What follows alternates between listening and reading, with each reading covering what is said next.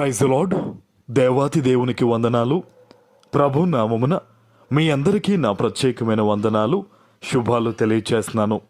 మన అనుదిన వాగ్దానం వస్తున్న మన యూట్యూబ్ ఛానల్ని తప్పకుండా మీరు సబ్స్క్రైబ్ చేసి అనేక మందికి వాగ్దానాన్ని పంపించండి.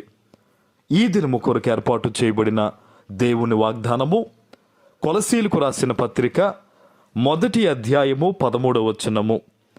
ఆయన మనలను అంధకార సంబంధమైన అధికారములో నుండి విడుదల చేసి తాను ప్రేమించిన తన కుమారుని యొక్క రాజ్య నివాసులుగా చేసెను.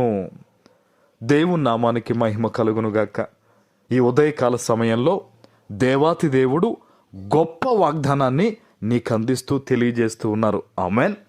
దేవుడు ఏం చేశారంటండి, మనలను అంధకార సంబంధమైన అధికారములోంచి విడుదల చేశారట.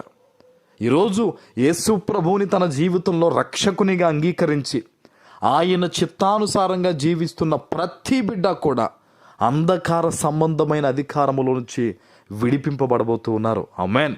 చాలామంది ఉంటారు, వారు దేవుణ్ణి పరిపూర్ణంగా నమ్మరు, దేవుని వాగ్దానం మీద విశ్వాసం ఉండదు, వాక్యము చదివి చాలా రోజులైపోతూ ఉంటుంది. అందుకనే వారి జీవితాల్లో చూడండి, అంధకార సంబంధమైన అధికారం వెలుబడి చేస్తూ ఉంటుంది. దేవుని అధికారం వారి మీద ఉండదు, అంధకార సంబంధమైన అధికారం వారి జీవితాల్లో ఉంటుంది. మరి ఎవరైనా అట్టివారి రోజు ఈ వాగ్దానం వింటూ ఉంటే గనక నా తండ్రి చెప్తూ ఉన్నారు, నీ తండ్రి చెప్తూ ఉన్నారు, ఏవని?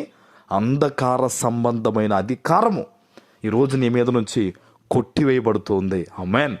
నువ్వు దేవుని బిడ్డగా పరిపూర్ణమైన కృపతో ఈ దినము నింపబడబోతూ ఉన్నావు. ఆమేన్. దేవుడు నీకు తోడుగా ఉన్నాడు. ఏ విషయంలో కూడా నువ్వు భయపడాల్సిన అవసరం లేదు.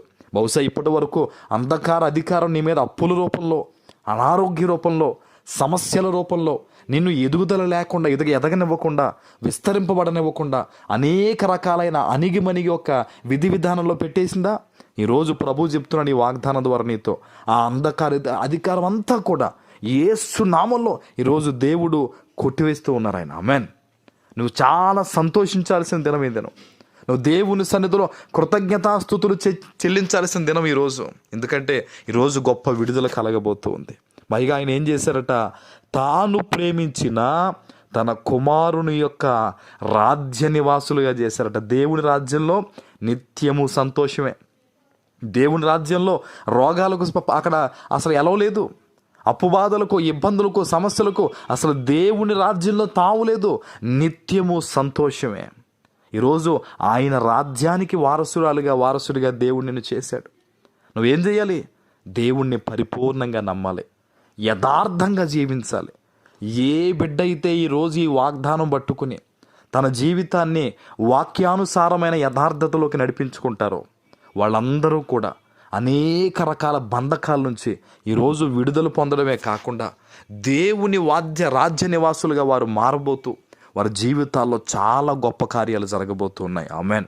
నీతో దేవుడు మాట్లాడుతూ ఉన్నప్పుడు వాగ్దానాన్ని నిర్లక్ష్యపరచొద్దు. దేవుని బిడ్డ, మెలకువ కలిగి వాగ్దానాన్ని పట్టుకో.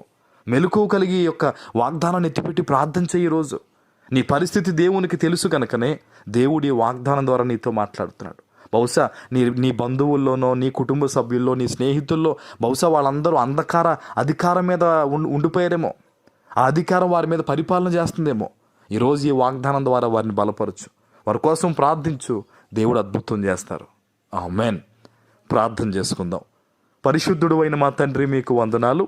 ఈ ఉదయకాల సమయంలో మీరు ఇచ్చిన ఈ వాగ్దానం ప్రతి బిడ్డ జీవితంలో నెరవేర్చి స్థిరపరచమని యేసు నామమున ప్రార్థిస్తున్నాను తండ్రి.